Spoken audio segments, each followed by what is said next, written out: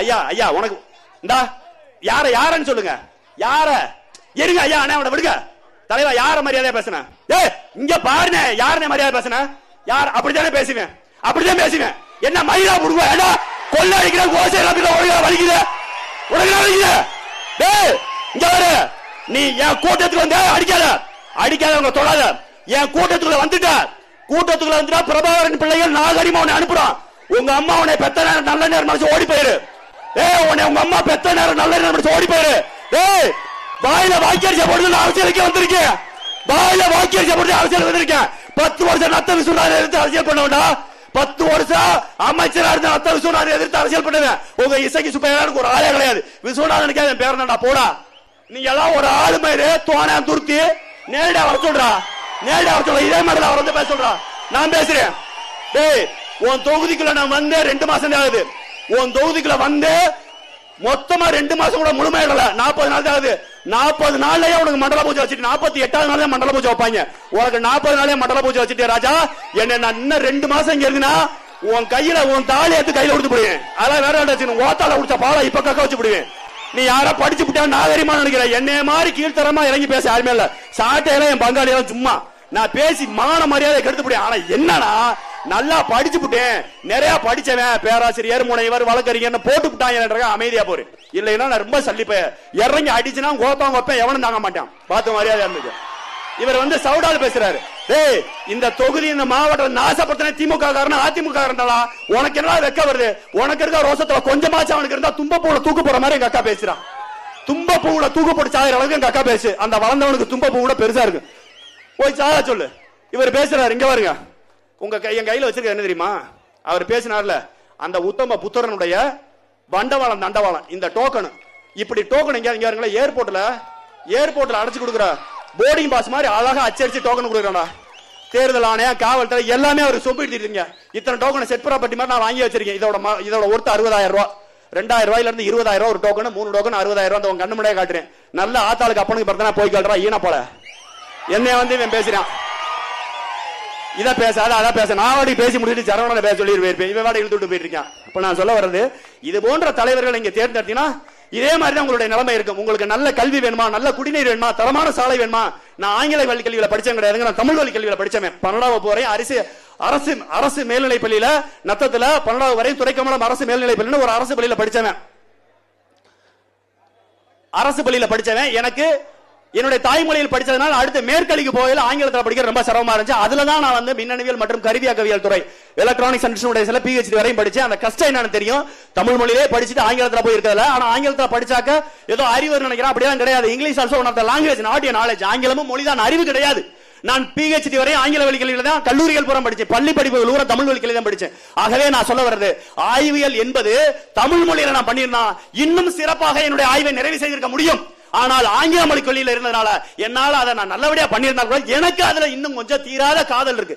காரணம், என்னால் என் தமிழ் மொழியில படிக்க முடியல என்ற ஏக்கனை இருக்குங்க.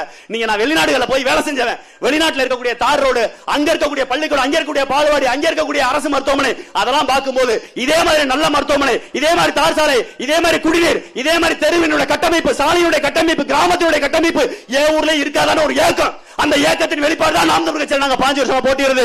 நாம் தமிழ் கட்சியில் தெருவா கத்துறது. எங்களுக்கு நிறைய ஆஃபர் வந்துச்சு. திமுக அதிமுக நிறைய கோடிக்கணக்கில் இப்ப வேட்பாளர் இருந்து அப்படியே வந்தா பெரிய ஆஃபர். போக தெரியாமல, பொழைக்க தெரியாமல, எங்கள் பிறவி கடன். இந்த ஜென்மத்துல நாங்க பிறந்துட்டோம். உங்களை மாதிரி பாவம் செஞ்ச எங்க அப்பா அம்மா பாவம் செஞ்சிருக்காங்க.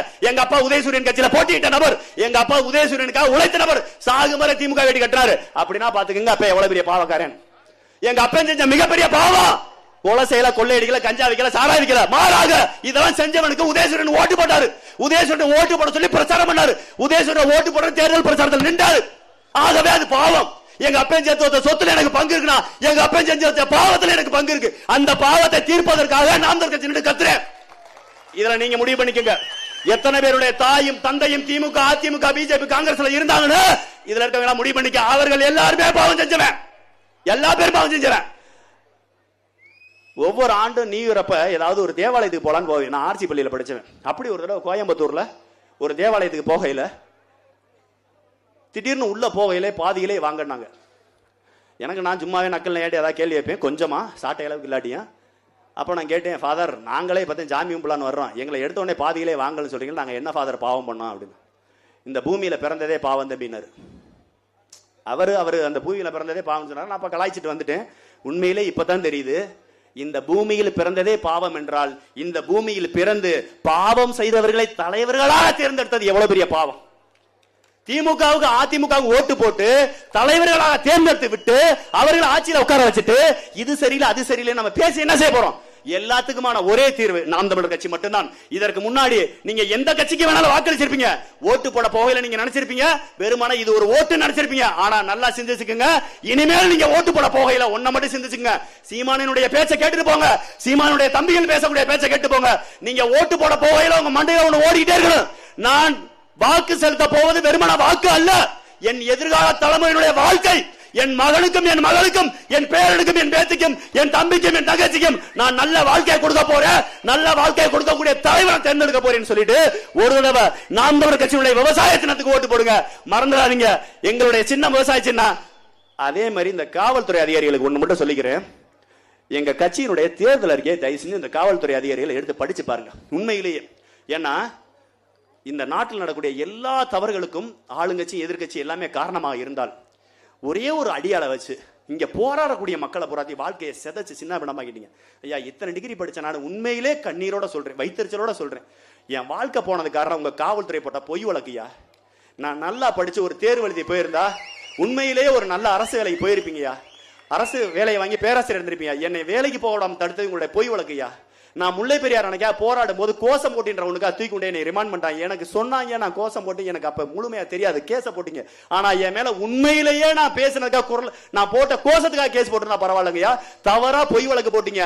அந்த வழக்கை முடிக்கிறதுக்குள்ள என் வாழ்க்கை முடிஞ்சு போச்சு, என் படி முடிஞ்சு. ஆனா நல்ல வேலை படிச்சு அதனால தப்பிச்சுக்கிட்டேன். படிக்காம ஒருவேளை ஒரே டிகிரிட முடிஞ்சிருந்தேன்னு வச்சுங்களேன், நானும் விஜய் ரசிகராவோ அல்லது திமுகவில எங்கனையா ஒரு இடத்துல கோஷம் போட்டு ஒரு 200 ரூபாய் வாங்கிட்டு திரிசா பின்னாடி கை தட்டிட்டு எதிர்காலத்தில் திரிசா சின்னாயின்னு கூப்பிட்டுக்கிட்டு தர்மதாயே சின்னமாவே அப்படி நீங்க எழுதி வச்சுக்க. விஜய் ரசிகர் ஒண்ணு மட்டும், அடுத்த 10 வருஷம் 5 வருஷத்துக்குள்ள நீ திரிசாவை சின்னமானு கூப்பிட நிலமா வராட்டி எழுதி வைடா. திரிசாவை சின்னமானு 10 வருஷம் நீ இன்னைக்கு இங்க கூட்டணி வச்சாலும் நீ முட்டு கொடுக்குற, கூத்தியா வச்சாலும் முட்டு கொடுக்குற, நீ கூட்டணி வச்சாலும் கூத்தியா வச்சாலும் கடைசி முட்டு கொடுத்தேன் ஜாவ. 10 வருஷம் கழிச்சு 5 வருஷம் கழிச்சு கண்டிப்பா நீ திரிசாவை சின்னாயின்னு கூப்பிடக்கூடிய நிலைமை, சின்னமானு கூப்பிடக்கூடிய நிலைமை, தியாக தலைவின்னு கூப்பிடக்கூடிய நிலைமை உருவாகும். இந்த காவல்துறை அதிகாரிகள்ட்ட நாங்க சொல்றது, உங்களுக்கு நேரம் கிடைக்கும் போதெல்லாம் நீங்கள் நாம் தமிழர் கட்சியினுடைய தேர்தல் செயற்பாட்டு வரைவு அதை எடுத்து பாருங்க.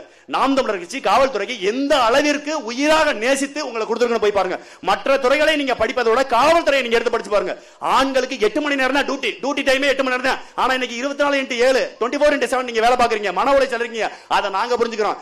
ஏதாவது ஒரு காவல்துறை அதிகாரி உங்க பிள்ளை எத்தனாவது படிக்கிறா, எந்த பள்ளிக்கூடத்துல படிக்கிறா, ஏ செக்ஷனா பி செக்ஷனா சொல்லுங்க பாப்போம். உங்க மனசாட்சி சொல்லுங்க. யாராவது ஒரு காவல்துறை அதிகாரி தெரியுமா? தெரியாது. ஏன்? அந்த அளவிற்கு வேலைப்படு. நீங்க ஒரு ஸ்டேஷன்ல வேலை பார்ப்பீங்க, அது ஒரு மாவட்டமா இருக்கும். உங்க பிள்ளை ஒரு பள்ளிக்கூடத்துல படிக்க, அது ஒரு மாவட்டமா இருக்கும். உங்க குடும்பம் இருக்கிறது ஒரு மாவட்டமா இருக்கும். இந்த நிலைமையில நீங்க வாழ்ந்துகிட்டு இருக்கீங்க. உங்களுக்கு நாம் தமிழர் கட்சி 8 மணி நேரம் மட்டுமே வேலை. ஒரு ஸ்டேஷன் இருக்குன்னா, எல்லண்டோ ஸ்டேஷன் இருக்குன்னா, அங்க ஒவ்வொரு 8 மணி நேரத்துக்கு ஒருக்க ஒரு ஆய்வாளர் மாறிடுவார். ஒவ்வொரு 8 மணி நேரத்துக்கு இருக்க அங்க இருக்கக்கூடிய அந்த ஷிப்ட்ல இருந்த எல்லா அதிகாரிகளும், இன்ஸ்பெக்டர்ல இருந்து எஸ்ஐல இருந்து ஏடிஆர்ல இருந்து எல்லா பேருக்கும் 8 மணி நேரம் மட்டும் தான் டியூட்டி. 8 மணி நேரம் முடிஞ்சா நீங்க யார்கிட்ட சலாம் போட தேவையில்லை, யார்கிட்ட அனுமதி வாங்க தேவையில்லை, போயிட்டே இருக்கலாம் வீட்டுக்கு. அடுத்த டியூட்டிக்காரங்க வந்துருவாங்க. இது ஒண்ணு. ரெண்டாவது, வாரத்தில் ஒரு முறை சுழற்சியா ஒரு காவலருக்கு திங்கக்கிழமை இந்த வாரம் விடுமுறைனா அடுத்த வாரம் செவ்வாய்க்கிழமை, அடுத்த வாரம் புதன்கிழமை அப்படின்னு ஒவ்வொரு நாளும் ஒவ்வொரு வாரத்திலும் உங்களுக்கு வார விடுமுறை ஒண்ணு, மாத விடுமுறை கட்டாயம், வருடத்திற்கு ஒரு மாத விடுமுறை. இது மற்ற எந்த கட்சியும் சொல்லாத ஒண்ணு. நாம் தமிழர் கட்சி சொன்னது. வெறுமனா 117 ஆண்கள் 117 பெண்கள் ஒரு திருநங்கைக்கு சீட்டு கொடுத்ததும் இங்க இருக்கக்கூடிய நாவிதர் சொல்லக்கூடிய மருத்துவர் சமுதாயத்துக்கும், குறவர் சமுதாயத்துக்கும், குயவர் சமுதாயத்துக்கும், வண்ணார் சமுதாயத்துக்கும் போட்டியிடுவதற்கு தேர்தல் வாய்ப்பு கொடுத்தது மட்டும்தான் நாம் தமிழர் கட்சி தெரியும். ஆனால் காவல்துறையில பணியாற்றக்கூடிய பெண் காவலர்களுக்கு குறைந்தபட்சம் 6 மாதம் தான் இன்னைக்கு பேர்கால விடுமுறை கொடுக்குறான். அதுக்கு எஸ்பில இருந்து டிஎஸ்பில இருந்து எல்லா பேத்துக்கும் சலாம் போட்டு கெஞ்சி கூத்தாடி வயிற்று பிள்ளையோட போய் அவங்க அலைஞ்சாதான் அந்த விடுமுறை கிடைக்கும். ஆனால் நாம் தமிழர் கட்சியில் அப்படி கிடையாது. உங்களுக்கான மருத்துவ பரிசோதனை சப்மிட் பண்ணிட்டாலே ஓராண்டு உங்களுக்கு மருத்துவ விடுமுறை. அது மட்டும் இல்ல, ஆண்களுக்கு 8 மணி நேரம் எப்படி வேலையோ அதே மாதிரிதான் 6 மணி நேரம் வேலை. இதை பூரா உங்களுக்கு சொல்லிட்டேன். நல்லது பூரா ஒண்ணு மட்டும் தெரிஞ்சுக்குங்க, நீங்க இன்னைக்கு படுத்துறீங்களா கொடுமை, இதை பூரா மறந்துடும் நினைக்காதீங்க. எங்களுக்கு எத்தனை காவல்துறை அதிகாரி ஆதரவா இருக்காங்க, எவ்வளவு பேருக்கு உண்மையிலே எங்களுக்கு உளவுத்துறையா இருக்காங்கன்னு எங்களுக்கு தெரியும். அதை பூராமே எங்க மனசுல இருக்கு. நாங்க புள்ளி உரம்லாம் பேப்பர்ல எடுக்கிற ஆட்கள் கிடையாது, இங்க எழுதிக்கிட்டே இருப்போம். எங்களுக்கு நல்லாவே தெரியும் எங்களுக்கு ஆதரவா இருக்கிறது யார், யார் பொய் வழக்கு போடுறா எல்லாமே. இது மாதிரி நாம் தமிழர் கட்சி துண்டு போடாம எங்களுக்கு ஆதரவா இருக்க காவல்துறையும் தெரியும். திமுக துண்ட சட்டைக்கு உள்ள காக்கி சட்டைக்கு உள்ள போட்டுக்கிட்டு வேலை பார்க்குற காவல்துறை அதிகாரி யாருன்னு எங்களுக்கு தெரியும். ஒண்ணு மட்டும் தெரிஞ்சுக்க ராஜா, இன்னைக்கு காக்கி சட்டை போட்டிருக்க உங்களுக்கு சம்பளமும் வரும் கிம்பளமும் வரும். ஒருவேளை திமுகவோ அதிமுகவோ ஆளுங்கட்சிக்கார நினைச்சா உங்க சம்பளத்தை கட் பண்ணலாம், ஆனா கிம்பளத்தை கட் பண்ண முடியாது. சம்பளம் இல்லாட்டி கிம்பளத்தை வச்சு பொழப்ப ஓட்டிடலாம். ஆனா நாங்க வரையில நீங்க ரிட்டையர் ஆயிருவீங்க, பென்ஷன் மட்டுமே. அந்த பென்ஷன்ல கை வச்சோம்னு வச்சுக்க சோத்துக்கு சிங்கி தாண்டி. அதனால நாங்க உங்கள்கிட்ட சொல்ல வர்றது, காவல்துறை அதிகாரிகள் இசைக் ராசா மாதிரி இந்த சிங்கம் படத்தை பார்த்துட்டு முறுக்கிக்கிறது, ஆம்ஸ் காட்டுற வேலையெல்லாம் வச்சுக்கிறாதீங்க. நீங்க நான் உங்கள்கிட்ட சொல்றது, அந்த அவரை இதுல பனை ஏறிய ஒருத்தரை வந்து நீங்க சுட்டு கொண்டீங்களா, அவர் டக்குன்னு ஒரு பேர் வரல, ஆலங்குளத்துல சுட்டு கொண்டீங்கல்ல. இதே மாதிரி எங்க அண்ணன் சீமான் பனைமரத்துல ஏறி கல் இறக்குனாரு. சரியான ஆம்பளை சுட வேணாம், நீ வேற சுற்றின்னு மட்டும் சொல்லிப்பாரு. ஒரு ஸ்டேஷன் இருக்கு பத்தியா, நீ எந்த ஸ்டேஷன் சொன்னியா அந்த ஸ்டேஷன் செங்க சகலா பிரிச்சிட மாட்டாங்க எங்க ஆளுங்க. உன் ஸ்டேஷனை சொல்லிடு, சீமான சுடுவின்னு சொல்லிட்டு வெளியிலப்பா. உங்க முன்னாடி தானே, உங்க முன்னாடி துண்டறிக்கை அடிச்சு பேப்பர்ல விளம்பரம் கொடுத்து காவல்துறை அதிகாரிகிட்ட அனுமதி வாங்கி கல் இறக்குனாரு எங்க அண்ணன். இன்னைக்கு சுட்டது மாதிரி வந்து சுட சொல்லு. சுடுறோம் சொன்ன காவல்துறை அந்த நபரும் இருக்க மாட்டார், ஒரு யூனிஃபார்ம் இருக்காது, அந்த காவல்துறை காவல் நிலையம் இருக்காது. ஆகவே நாங்க உங்கள்கிட்ட சொல்றது, இந்த பிள்ளையார் கோயில் பூசாரி பழைய துணிக்கு பக்கெட் வாங்குறவன் இவன்டையே உங்க வீரத்தை எல்லாம் காட்டணுமே தவிர நாம் தமிழர் கட்சி பிள்ளைகள்ட்ட உங்க வீரத்தை காட்டாதீங்க. நாங்க உங்களை உயிரா நேசிக்கிறோம். காவல்துறை எங்க வீட்லயும் காவல்துறை இருக்கு, எங்க வீட்லயும் ஆசிரியர் இருக்காங்க, எங்க வீட்லயும் பெண்கள் இருக்காங்க. நாங்க எல்லாத்தோட வலியும் உணர்வோம், கஷ்டத்தையும் உணர்வோம். உங்களுடைய கஷ்டத்தையும் நாங்க எங்க இடத்துல இருந்து பார்க்க மாட்டோம், உங்க இடத்துல இருந்து பார்ப்போம். உங்க இடத்துல இருந்து நாங்க காவல்துறையோட கஷ்டம் என்ன, தாசில்தாரோட கஷ்டம் என்ன, ஆர்டிஓ டிஆர்ஓ எல்லாருடைய கஷ்டம் என்ன, விஓஓ எல்லாருடைய கஷ்டம் என்னன்றத நாங்கள் உங்கள் இடத்தில் இருந்து பார்க்கக்கூடிய பிள்ளைகள். ஆகவே நாம் தமிழர் கட்சி பிள்ளைகள்ட்ட மத்தவங்கள மாதிரி நடக்காதீங்க. நாங்க கடைசியா சொல்ல வர்றது ஒன்னே ஒண்ணுதான், ஐயா காவல்துறை நாம் தமிழர் கட்சி மீது வழக்கு போடுவது எங்களுக்கு ஒரு பிரச்சனை இல்லை. செத்த நாய் மேல எத்தனை லாரி ஏறினாலும் எங்களுக்கு கவலை இல்லை. ஆனால் படிக்கிற பிள்ளைகள் மீது, நாம் தமிழர் கட்சி பிள்ளைகள் மீது வழக்கு போடாதீங்க. காரணம், அரசியல் என்ற சாக்கடையை சுத்தம் செய்ய நாம் தமிழர் கட்சி என்ற ஒரு கட்சியின் மூலமா இளைஞர் பட்டாளம் வந்திருக்கு. இந்த இளைஞர் பட்டாளத்தையே நீங்க யாரோ ஒருத்தனை சந்தோஷப்படுத்தணும், ஆளுங்கட்சி, முன்னாள் எம்எல்ஏ, இன்னாள் எம்எல்ஏ, எதிர்கட்சி, இவங்களை சந்தோஷப்படுத்துற ஒரு காரணத்துக்காக நீங்க போடுற ஒரு எஃப்ஐஆர் எங்களுடைய இளைஞருடைய வாழ்க்கையை நாசமாக்கிறோம். அதுக்கப்புறம் மனித வெடிகுண்டா மாறுறது உங்க கையில இருக்கு. அவன் நல்லவனா கெட்டவனா இருக்குது உங்க கையில தான் இருக்கு. நான் திரும்ப சொல்றேன், நான் செய்ய மாட்டேன், நான் செய்யவும் சொல்லல. சட்டம் படிச்சவன் சட்டத்தை தெரியும், மனித வெடிகுண்டா மாறுன்னு சொல்ல மாறுவாங்கன்னு சொல்றேன். அதை நாங்க சொல்லல, எங்க கட்சிக்காரல யாராவது ஒருவர் மாறுவார், உங்களை மாற்றுவார். காலில் சுட்டிங்கல்ல, அவரை 2 காலையுமே சுட்டுட்டீங்க, அவர் திரும்ப வந்து பணமரம் ஏறுவாரா, என்ன செய்வார் நீங்களே சொல்லுங்க. இங்கு நடக்கக்கூடிய அனைத்து குற்றங்களை திருத்துவதற்கு தான், தவறுகளை தடுப்பதற்கு தான் காவல்துறையை தவிர தவற செய்ய விட்டு அல்லது தவறு செய்யறவனுக்கு ஆதரவா இருந்து உண்மையிலே போராடக்கூடியவர்கள் மேல பொய் வழக்கு போடுறதுக்கு இல்ல. ஆகவே காவல்துறை சமுதாயத்திடம் நாங்கள் அன்பாக வேண்டுவது, நாம் தமிழர் கட்சி உங்களுக்கான கட்சி, உங்களுக்காக இந்த இடத்தில் இருந்து போராடுறோம். நீங்க காக்கி சட்டையை போட்டுக்கிட்டு சட்ட ஒழுங்கா பாதுகாக்க நினைக்கிறீங்க, நாங்க கருப்பு சட்டையை போட்டுக்கிட்டு சட்ட ஒழுங்கா பாதுகாத்து சட்டத்தின் பால் கூட்டம் நடத்தி சட்டத்தின் பால் கட்சி நடத்துறோம். எங்களுக்கு எப்பவுமே உங்களுடைய வாக்கு வேணும். நான் இவ்வளவு தூரம் பேசின காரணம், நீங்க தபால் ஓட்டை எங்களுக்கே போடணும்னு சொல்லிடுறேன், வேற ஒண்ணும் கிடையாது. சரிங்களா? ஆகவே மறந்துடாம காவல்துறை அதிகாரிகள், ஏன்னா எங்க வீட்லயும் என் தம்பி இருக்கான், எஸ்ஐயா இருக்கான், அதை திட்டுவேன். அதனாலதான் நான் சொல்றேன், உங்களை திட்டல வையல ஏசல. நாங்க இவ்வளவு நேரம் பேசின பூரா அன்பா உங்கள்கிட்ட ஓட்டு கேட்டோம். அதனால மறந்து வேற கேஸ் ஈஸா போட்டுறாம மேடல பேசிட்டான்னு திரும்ப என்ன கேஸை போட்டுறாதீங்க. ரொம்ப தூரத்துல 300 கிலோமீட்டர் வந்துருக்கீங்க. கேஸ் போட்டாலும் ஒன்றும் பிரச்சனை, உங்க மேல ஒரு பிரைவேட் கேஸை போட்டு மனித உரிமை ஆலயத்துக்கு இழுத்துட்டு போய் உங்க வேலை இறக்கிடுவேன். ஒன்னா அவ்வளவு சீக்கிரம் விட்டுட்டு போக மாட்டேன். ஐயா சாமி கோல கும்பிட்டு நினைக்கிறியா?